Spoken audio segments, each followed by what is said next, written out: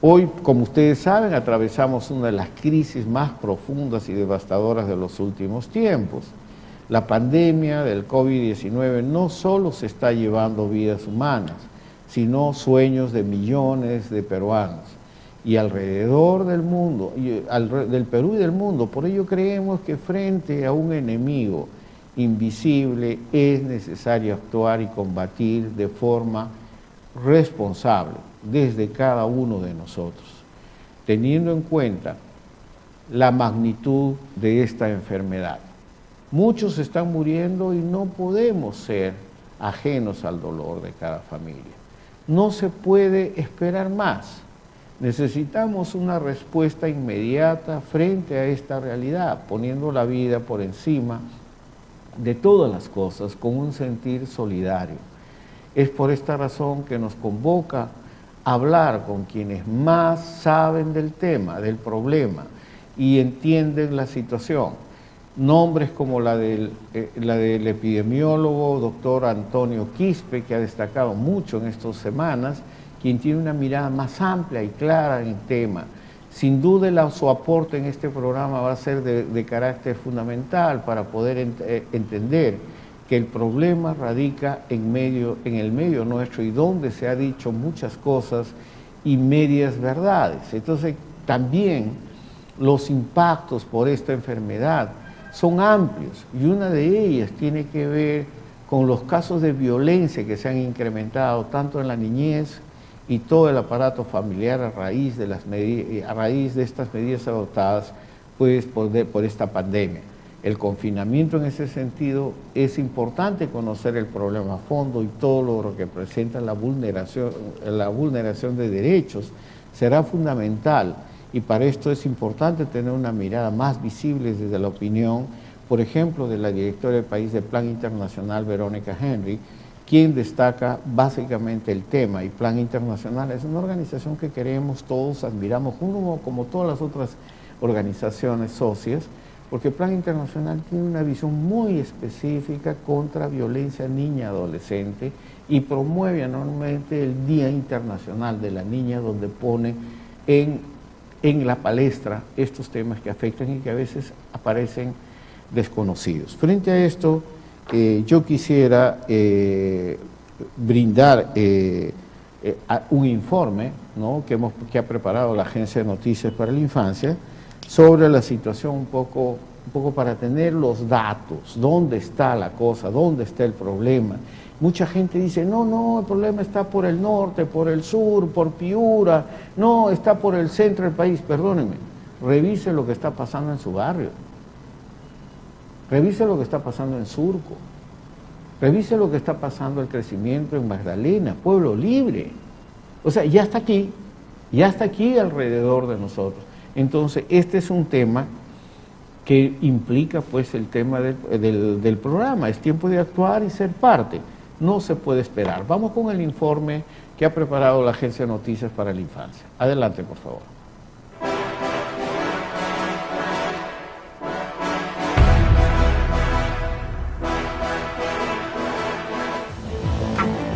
Las muertes y contagios por el nuevo coronavirus cada vez suman más víctimas con la llamada segunda ola.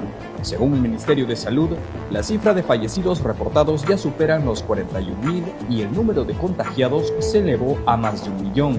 Fracturado el sistema de salud, la situación en varias regiones comienza a agudizarse ante el incremento de contagios, como viene ocurriendo en algunas regiones del país, como Apurímac, que superó el pico de contagio semanal de la primera ola, con 618 casos, y en lo que va de la segunda ola ya cuenta con más de 650. Mientras tanto, Junín presenta más de 2.000 contagios semanales, muy superior a lo reportado el último año con más de 1.900. Pero el mayor daño se registró en la última semana de enero en Lima, con 18.349 casos semanales, mientras que Ancash reportó 1.522 infectados.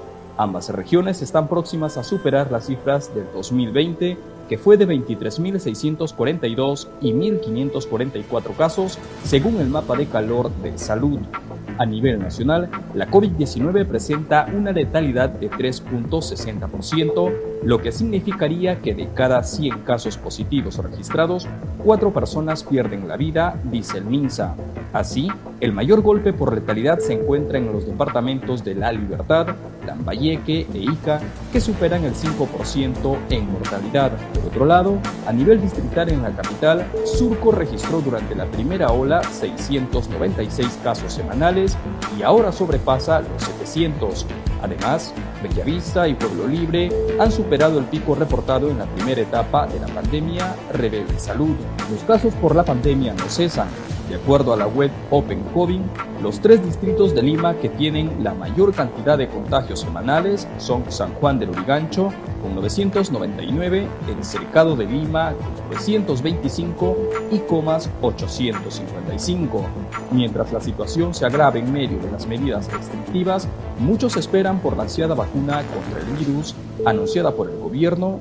Por lo pronto, queda hacerle frente a esta guerra invisible porque no se puede esperar más.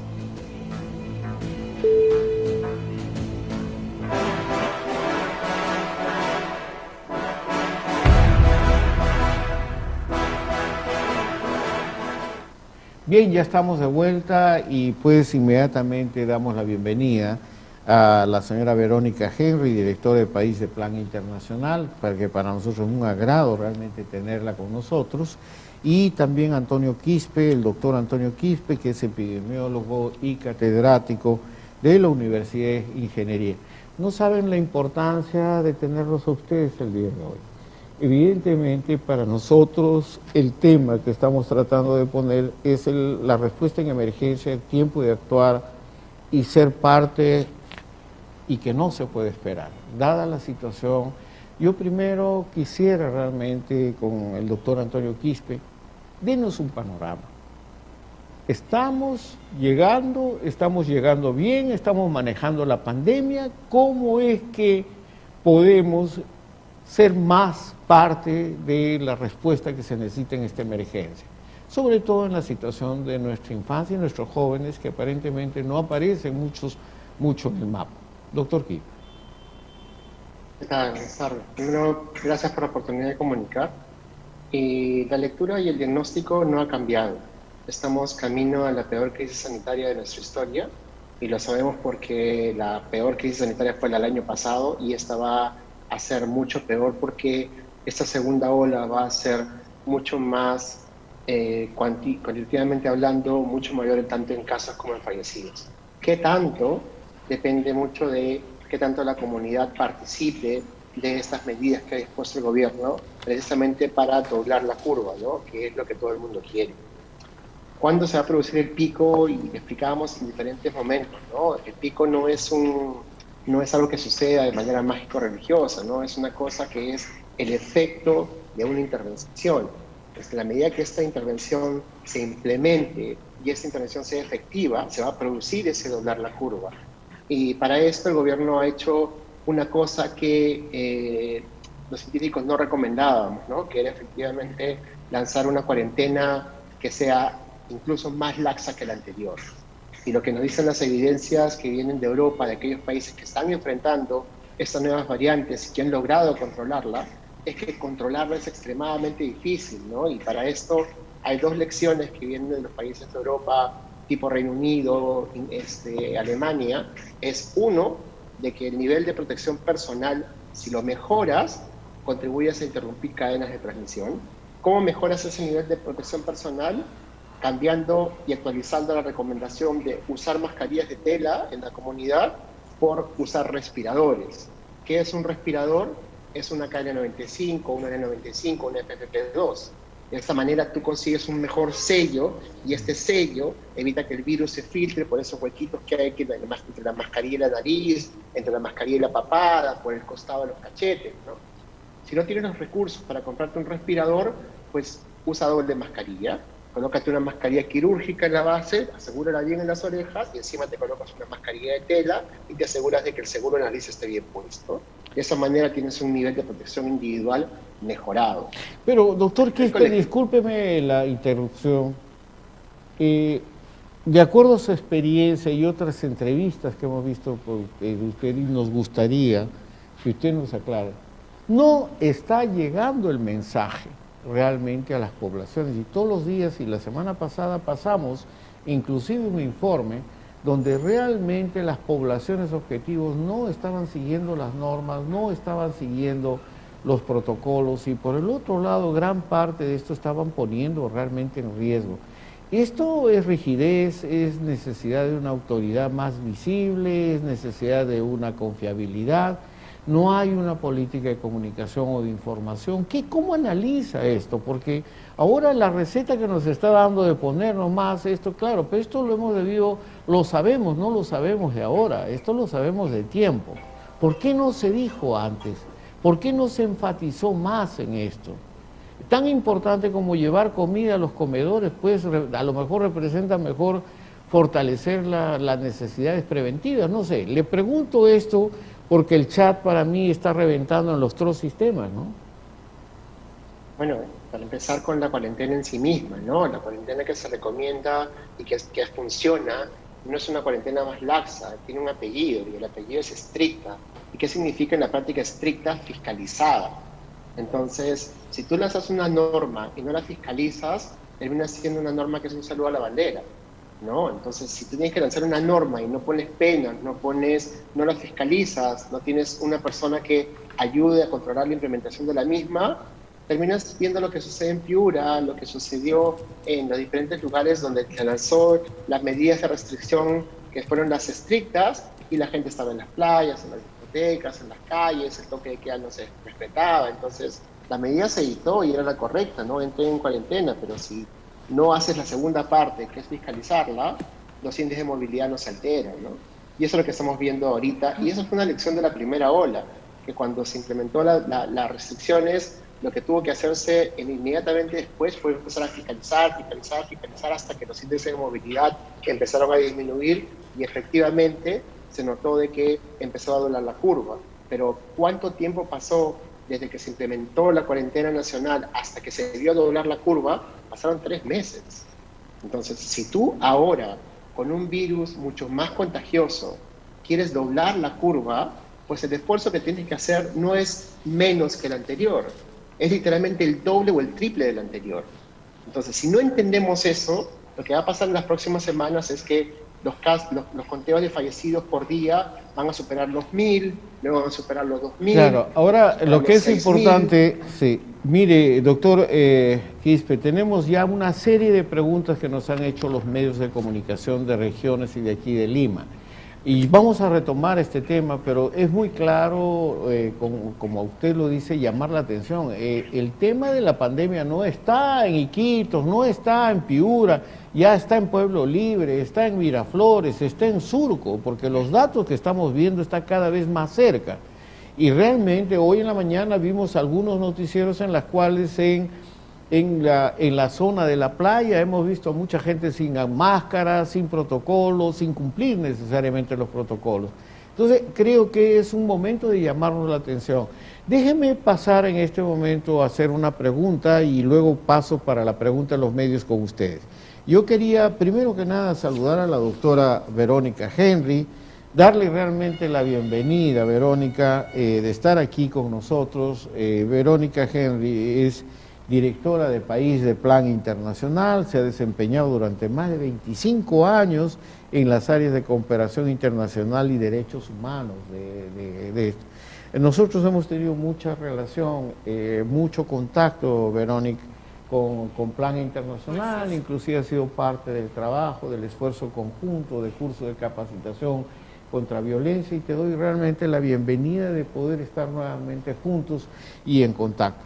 Evidentemente, la invitación tuya, porque evidentemente el tema es epidemiológico, pero el impacto no visible de la pandemia se está dando cada vez más en la situación no visible, de la situación de violencia cada vez más creciente en relación no solamente contra la mujer, que fueron 16 feminicidios en los últimos 30 días, pero básicamente en lo que vaya acumulado de los últimos 2-3 meses son 600 violaciones a niñas y adolescentes, por lo menos es el dato. ¿Cómo usted evalúa esto? ¿Cuál es la visión de esto y qué se tendría que hacer en términos de la previsión de esta agresión fundamentalmente a nuestras niñas y adolescentes? Buenas tardes, Salvador. Muchas gracias por esta nueva invitación. Un gusto estar con ustedes. Y sí, pues como dices, ¿no? Más allá de la pandemia, hay otra pandemia, quizás creo que la podemos llamar la otra pandemia realmente por la magnitud que está teniendo en el nivel de violencia contra mujeres, niñas, niños, adolescentes, desde que empezó la pandemia y desde que las personas, casi todas o en su gran mayoría, estamos encerradas conjuntamente. Entonces hay consecuencias de esta pandemia, obviamente, sobre el tema educativo. Sabemos que hay unos 300.000 más o menos estudiantes que han desertado el colegio en el año pasado. Muchos, la mayoría fueron niñas, adolescentes, mujeres, el 60%, que han tenido que dejar esto por la carga doméstica y problemas económicos y por tener que trabajar. Y bien como lo mencionas, todo el tema de violencia, efectivamente, en enero, solamente en un mes, en enero se reportó 16 casos de feminicidios. Entonces ahí hay una alerta sumamente fuerte y desde el 2020 se han incrementado de manera sustancial todos estos casos de violencia contra la mujer, violencia sexual contra niñas, niños, adolescentes, y saber que la gran mayoría de estas víctimas de violencia sexual fueron menores de edad. El 58% del año pasado fueron menores de edad. Entonces, eso es un tema sumamente preocupante. Hay otro tema que está muy vinculado y es todo el tema de acceso a salud sexual y reproductiva. Solamente en este año, en un mes, han habido 42 partos de adolescentes entre 11 y 14 años, o sea, niñas muy chiquitas. Y el año pasado han habido 26 niñas menores de 10 años que han dado a luz, ¿se imaginan? Y eso fue 5 veces más que el año 2009, cuando no había pandemia. Entonces, ¿se imaginan cómo se están disparando estos indicios? Las muertes maternas han aumentado a un 37% en este tiempo de pandemia. Entonces, son sumamente preocupantes y está muy vinculado con la violencia porque efectivamente no se puede decir que estas niñas han dado consentimiento, es que han sido víctimas de violación. Entonces ahí hay un tema sumamente fuerte. Ahora, por eso estamos hablando de la otra pandemia en realidad. Ahora, ¿qué se puede hacer? En el tema de educación hay que acompañar el Ministerio de Educación en fortalecer su estrategia de Aprendo en Casa. Hay una brecha digital, sabemos que en las zonas rurales hay muy pocas familias que tienen acceso a Internet y muchas ni siquiera tienen acceso a televisión. Entonces, desde el plan internacional se apoyó la estrategia Aprendo en Casa a través de la radio. Hemos producido muchas sesiones radiales para fortalecer la estrategia que está llegando a todas las zonas rurales de Perú. Hemos instalado también altoparlantes en comunidades de Loreto, porque son comunidades que ni siquiera tienen radios. Sí, nosotros conocemos realmente, Verónica, el esfuerzo que están haciendo ustedes como otras organizaciones, y por eso que queríamos destacarnos. Entonces, como verá, doctor Quispe, estamos manejando dos pandemias, ¿no? La pandemia esta médica que nos está enfrentando, y por el otro lado hay una pandemia escondida que tenemos que visibilizarla. O sea, yo creo que hay una epidemiología de los derechos humanos y se está agrediendo permanentemente y estamos obviando esto.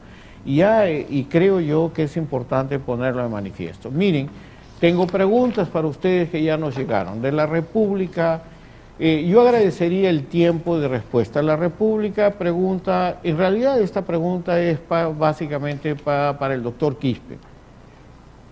Según su visión, ¿qué resultados se esperan de la segunda cuarentena? ¿Es posible evaluar, tener una visión de estos primeros 5 días de confinamiento?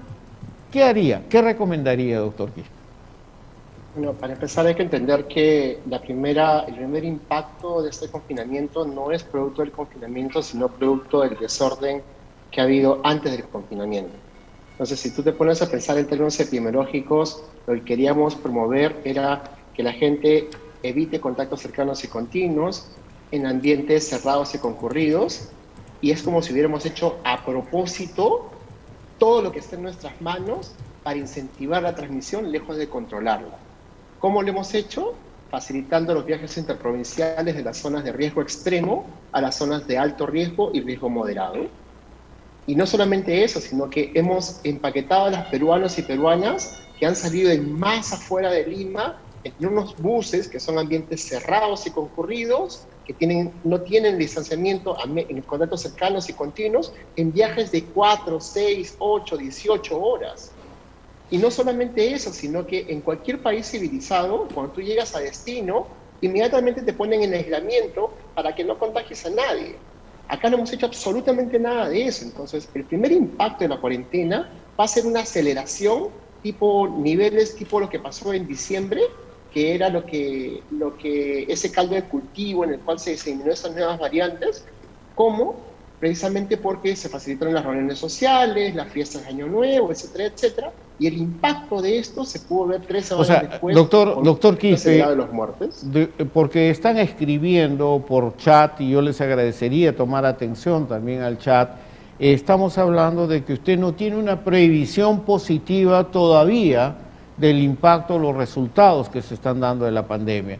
Al contrario, se está llamando la atención sobre que no estamos cumpliendo disciplinariamente para seguir las normas y reglas. Y no se trata de mandato de gobierno, se trata de una actitud de persona, de ciudadano, para poder entender la magnitud del problema que estamos viviendo. ¿Lo entendí bien? Sí, no, básicamente de que antes de que se viera el impacto positivo de la cuarentena, se viera el impacto negativo de la cuarentena con un incremento acelerado de los casos y fallecidos. Y eso vamos a poder observar dentro de 3-4 semanas. El impacto positivo de la cuarentena lo describió la ministra Macetti en su última conferencia, que los indicadores de movilidad cayeron en cuánto, en un 15-20%. Y eso significa que esta cuarentena que se empezó el domingo es la tercera parte efectiva que la cuarentena que se implementó en marzo, en abril del año pasado, donde se comparan los niveles de movilidad y cómo cambiaron. En la primera cuarentena se fueron al suelo con un impacto bastante significativo en la movilidad en los paraderos, en los centros laborales, y se incrementó la movilidad en las casas. En esta nueva cuarentena, ese efecto, cuantitativamente hablando, no llega ni a la tercera parte. Entonces, la cuarentena de ahora va a ser mucho menos efectiva para controlar un virus que es más contagioso. ¿Cuál es el diagnóstico? Esta cuarentena le va a hacer cosquillas a la segunda ola. Tengo una pregunta para usted después que tiene que ver con el avión, llegan las vacunas, no llegan las vacunas y cuál es la previsión, ¿ok? Pero yo quisiera entrar con la doctora Verónica. Verónica, ¿es Verónica o Veronique? Veronique. Veronique, que ya te nacionalizamos en el Perú, Verónica. Sí, Veronique. pues. Veronique, Radio Redes del Cusco pregunta, ¿las medidas de confinamiento planteadas por el gobierno no están generando que más peruanos del nivel medio pasen a ser más pobres y pobres extremos? ¿Qué hacer para poder generar una respuesta desde la comunidad? Claro, eso es una pregunta sumamente compleja porque las familias de estas zonas tienen que elegir entre no salir, quedarse encerradas, no poder cultivar sus chacras, no poder vender su producción, no tener ningún ingreso y por lo menos no tener con qué comer al día. O tienen que salir y efectivamente no cumplir totalmente con las normas de bioseguridad. Entonces es un dilema total. Ahora hay que esperar que el gobierno con la nueva medida que anunció va a poder llegar a estas familias más vulnerables para poder dar el nuevo bono. Pero mientras tanto hay que ir apoyando desde el plan internacional. Tenemos justamente en Cusco, pero también en otras regiones, tenemos varios proyectos de emprendimiento y empleabilidad donde estamos acompañando mujeres, sobre todo jóvenes mujeres, en alto grado de vulnerabilidad en proyectos, microproyectos de emprendimiento. Entonces las estamos acompañando, estamos dando los materiales o lo necesario para que puedan empezar y ahora estamos un poco en stand-by apoyando de alguna manera, pero sabiendo que van a tener que retomar. Ahí yo tengo, Veronique, ahí yo tengo una pregunta de Radio Estéreo Villa que está relacionada con el tema y dice, ¿pero qué ayuda se puede esperar desde las ONGs y la comunidad articulada más allá de estos comandos, de estos protocolos o discursos de los ministerios, MINPE, MINSA, porque el tema está en la calle. Eso, sabemos Claro. lo que hace bien el Plan Internacional, World Vision, Save the Children y otras cientos de organizaciones sociales, pero no tienen cobertura nacional. ¿Cómo ustedes se articulan para generar una respuesta y una gestión eficiente? Mira, nosotros el año pasado, a los primeros meses de la pandemia, justamente hemos entregado unos bonos y vales de alimentos a unas 97.000 personas de las zonas vulnerables donde estamos trabajando. Eso lo hemos articulado con el MIDIS, un poco cruzando los datos. Ahora no lo vamos a seguir haciendo con tantas personas porque tampoco tenemos recursos ilimitados, pero estamos articulando siempre con el grupo La Red Humanitaria, el grupo de las ONGs internacionales, ONGs nacionales, y estamos siempre articulando estos esfuerzos para no duplicar, para identificar las familias más necesitadas, dentro de las cuales están las familias venezolanas. Me parece importante mencionarlo, me parece muy importante mencionar esta población que ya supera el 1.000.000 de personas venezolanas, entre migrantes, refugiadas o solicitantes de refugio, que están prácticamente invisibilizadas porque estas familias no reciben los bonos del Estado. Entonces las ONGs hemos entregado y seguimos entregando bonos financieros o vale de alimentos. Pero quiero también resaltar que en los planes de vacuna es sumamente importante priorizar las familias venezolanas, porque se tiende más bien a criminalizar el ingreso, lo estamos viendo estos días en Tumbes, a criminalizar su ingreso, pero sin embargo son de las más vulnerables y además como se mueven mucho, por eso los llamamos los caminantes, se están moviendo y es un vector de es muy importante, y por eso yo quiero volver al doctor Quispe, porque creo que es la pregunta del millón y lo que todo el mundo está preguntando aquí. Doctor Quispe, a mí, y esto también para un comentario final con Veronique, si en todo caso, esto es realmente una mezcla, creo que es una común preocupación de Radio Lurén de Ica, sobre todo, Radio Alegría de Apurímac y Volvemos a la República, es las vacunas. Van a llegar las vacunas. ¿Cómo hacemos si vamos a seguir los mismos protocolos de que no hay una buena divulgación? 48% de las personas dicen que sí se vacunarían al momento y más de 48% dicen que no se vacunarían.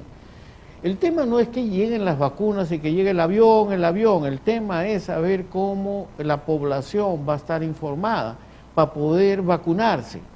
¿Cómo ve esto? ¿El Estado tiene capacidad o es necesaria una alianza público-privada por realmente llegar? Disculpe el extenso de la pregunta, doctor, pero de acuerdo a la revista Lancet y otros estudios internacionales que usted también lo ha repetido, solamente se garantiza inmunidad si es que logramos 90% de personas inmunizadas. ¿Estamos en capacidad de hacer esto? ¿Cómo lo vamos a hacer? Bueno, primero el diagnóstico es correcto, ¿no? Las vacunas no nos van a servir para luchar contra la segunda ola. Nos servirán para la tercera de repente.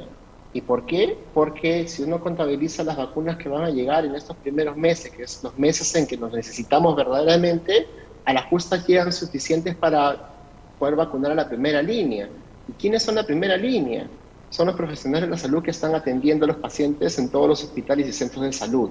Son los policías y militares y son los miembros de mesa. ¿Quiénes están atacando los antivacunas, pero así, con una actividad impresionante, a los pobres policías y militares? Uno hace una encuesta entre los policías y militares y más del 40% de ellos no quiere vacunarse porque los revientan los celulares de cadenas de WhatsApp, videos de YouTube, fake news de Facebook, y cantidad enorme de información basura, desde que te van a meter un microchip, desde que te va a controlar el nuevo orden mundial, que te va a salir un tercer ojo, un tercer brazo, una tercera nariz, y tonterías de ese tipo que verdaderamente la gente lo cree y hay que informarlas y educarlas.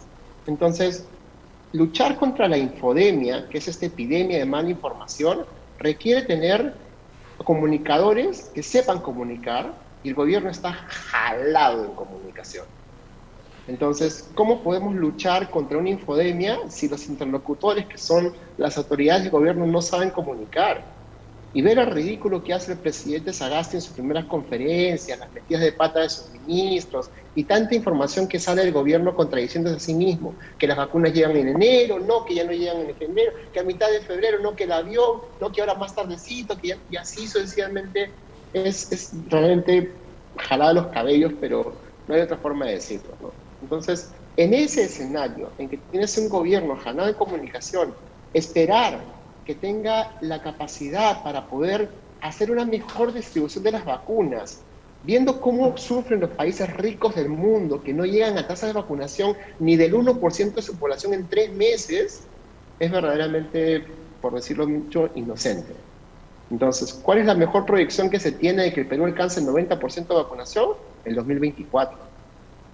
Entonces, hay que ser realistas, ¿no? No, las vacunas no son, sí, son la mejor solución al problema. Hay que tener millones de vacunas para vacunar a los 33 millones de peruanos, y eso lo vamos a alcanzar, Dios sabe cuándo. O sea, pero lo que me está diciendo, lo más urgente es la segunda ola. Doctor Quispe, lo que usted me está diciendo concretamente, que el asunto de la vacunación tiene que pasar como un protocolo de nueva agenda de gobernabilidad del nuevo gobierno. Es justamente lo que el presidente Sagasti les ha dicho, ¿no? O sea, como esa, vayan comunicando, vendiendo humo, diciendo de que para este gobierno de transición se va a vacunar al 70% de la población. Con 2 dedos de frente van a llegar al 1 millón de vacunados con esta primera fase de la vacunación, antes de que salgan del gobierno. Yo creo que yo le agradezco mucho por esta observación y este comentario. Ya nosotros habíamos analizado la semana pasada en Diálogo Abierto, y esto fue un clamor que dieron nuestros especialistas, la necesidad de tener una autoridad visible, responsable, establecer una política de comunicación que informe y que nos prepare mejor para poder dar una respuesta, que incorpore a la sociedad y a la población y que no sea mitómano alrededor de que todo lo pueden, todos lo saben y no necesitan de nadie. Y yo creo que este es un tema que es fundamental. Yo le agradezco mucho por esta observación y sobre todo por la claridad y la transparencia que estamos poniendo en poner los temas sobre la mesa, y esta es una preocupación ciudadana en la cual todos queremos sumar. Yo le agradezco mucho, yo pasaría por razones de tiempo, estamos en televisión digital también. Veronique, una visión final sobre este desafío, sí, porque evidentemente aquí la otra pandemia también necesita traslucir e informar más esta situación. Y si tú me permites en estos 2 minutos de comentario, que también la necesidad de fortalecer un diálogo intergeneracional. Hay un vacío tremendo en esta situación.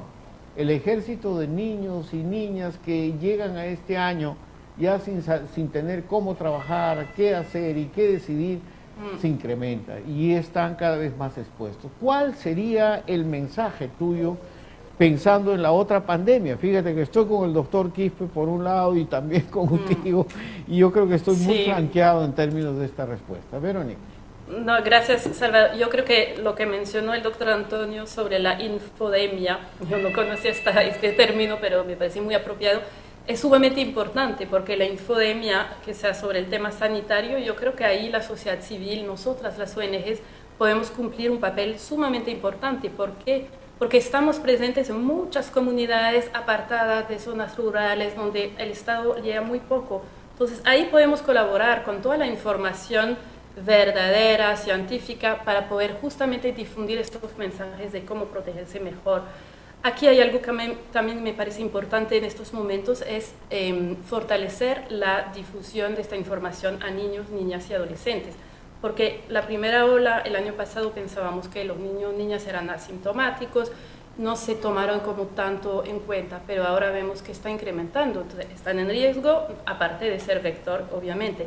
Entonces creo que también hay que tener una estrategia de información para esta población y seguir de nuestra parte, de la sociedad civil y del Estado, seguir informando, seguir sobre todo estos temas de prevención de violencia, de salud sexual y reproductiva, seguir difundiendo los mecanismos, seguir informando, sensibilizando, capacitando, difundiendo a las poblaciones y sobre todo a las niñas, adolescentes y mujeres jóvenes cómo pueden reconocer el maltrato y la violencia, cómo pueden acudir a mecanismos de protección.